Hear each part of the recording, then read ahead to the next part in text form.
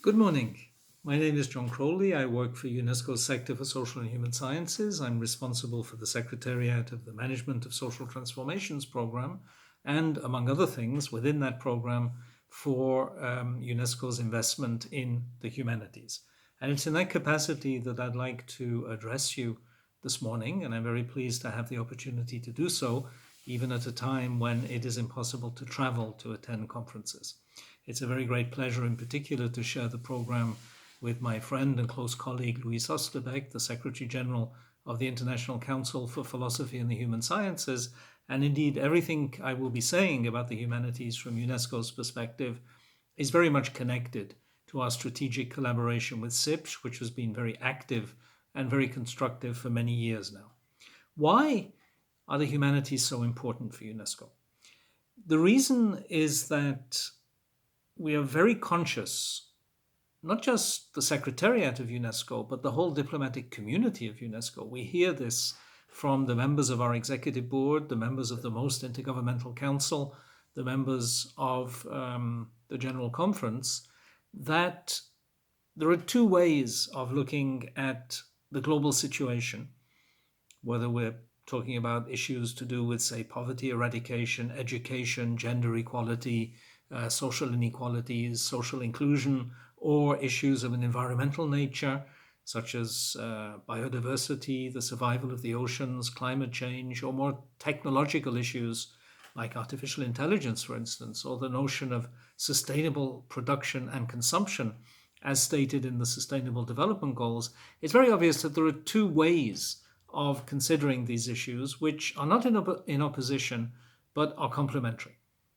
On the one hand, we need to understand the systems through which the world operates in very differentiated ways. It's not a uniform operation of the world, and there are many differences between regions, between social groups, even between parts of a single country with respect to how they relate to global processes of communication, exchange, environmental degradation, and so on. Those systems operate in a way that can be captured by methods that are analogical to those of the physical sciences, not identical by any means, but still connected to them in the sense that they offer a description of a system as a whole in terms of certain parameters that describe the system without necessarily needing to go down into its constituent parts.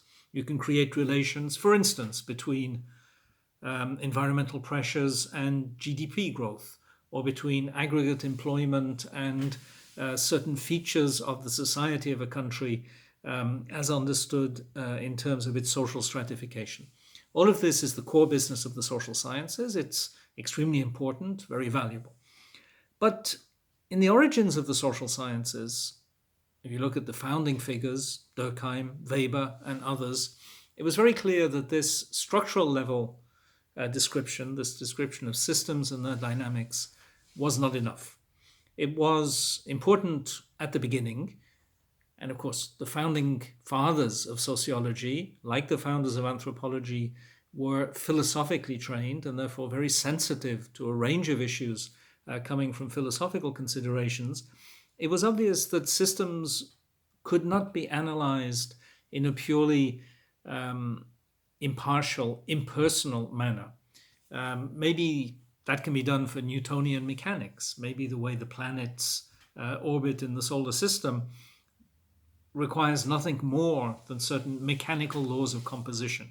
But to understand how humans work together and operate and create systems through their interactions, it's necessary at the very minimum to understand how humans interact as individuals, as members of groups, at a multitude of different levels, in order to produce properties of systems that can be regarded as the emergent properties of the interactions of the individuals within them. In addition, and I'm paraphrasing Weber in particular here, the question of the meaning attached by the participants in systems to those systems is important for understanding the system.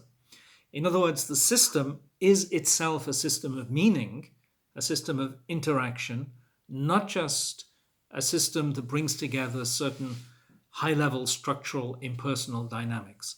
In a famous phrase, Weber connected this to the metaphor of the spider and its web.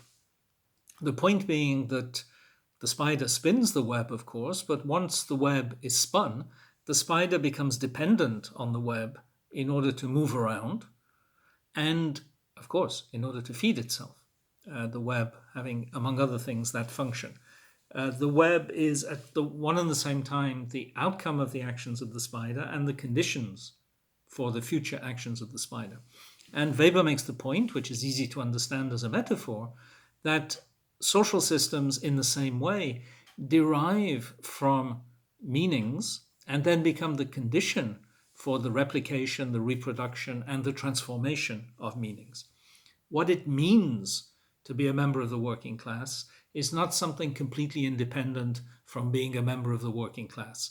What it means to be French or German or Japanese or Chinese or Argentinian is not something entirely different from the mechanical systems by which one belongs to those societies, not least because they're characteristic institutions, institutions of political representation, institutions of social solidarity, for instance, have been shaped through history by attempts to make sense of what those particular collectives and political communities meant to their members. And we could go through a whole series of issues of a structural nature to understand the ways in which those meanings are embedded within them.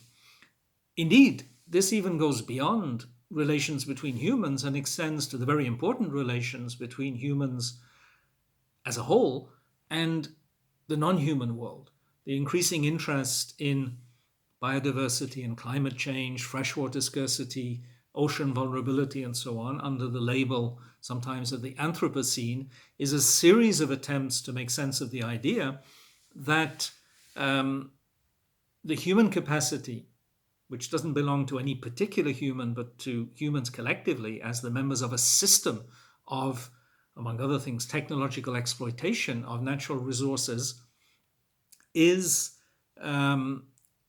related in some way to a meaning of our place in the earth.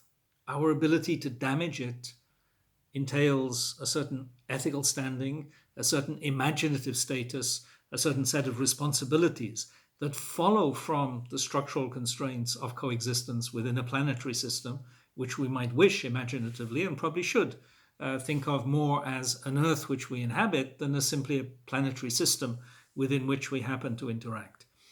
The point is that in order to make sense of these patterns of meaning, the methods and approaches of the humanities are absolutely indispensable. Of course, the social sciences are not immune from this. The question of meaning is typically central to anthropology. It's extremely important in sociology, or at least in some branches of sociology and approaches to it, and it's a non-trivial issue in political science.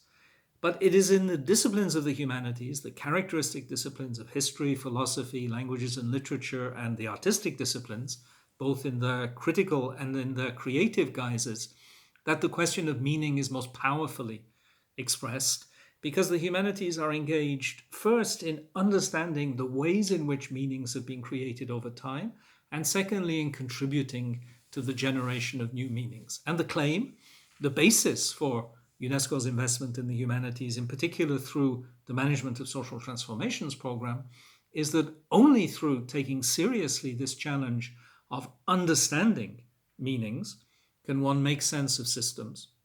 And only through mobilizing the tools that create the possibility for the generation, the production of new patterns of meaning, can one imagine something like a self-conscious transformation, of course, towards a better world. That's what the UN is for, that organizations like UNESCO were created to achieve. Building the defenses of peace in the minds of men and women is a process, among other things, of creating new patterns of meaning that, by changing the way in which the world is perceived, create new possibilities for inhabiting the world and thereby potentially new worlds. This is why all of this is so important. This is why I'm so pleased that with the support of Tencent, this conference is taking place. And this is why I really look forward to hearing more about its outcomes and exploring, perhaps once we have the possibility again to meet physically and to travel to distant places, exploring how we could build on the outcomes of this conference to strengthen the approach to the humanities championed by UNESCO in close strategic cooperation with SIPSH, including towards, why not, the next World Humanities Conference. We had a very successful one in 2017. At some point, it will be time, with everything we've achieved since 2017, to come back together again. Perhaps in a group something like the group that is listening to me now, with, of course, many others from many other parts of the world. Thank you very much and enjoy the conference. Goodbye.